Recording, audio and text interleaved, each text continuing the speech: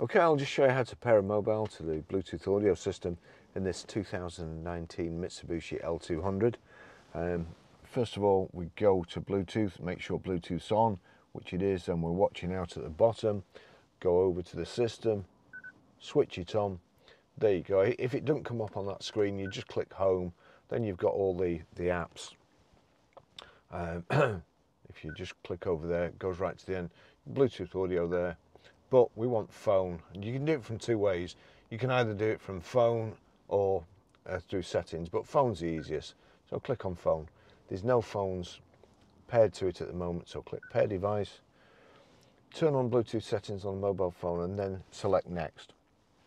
So this is on already, we've done that, so we click next. Now here you'll see it says passkey 4 noughts, but watch what happens when we actually pair the phone. It should generate a random code, so you've no need for that passkey.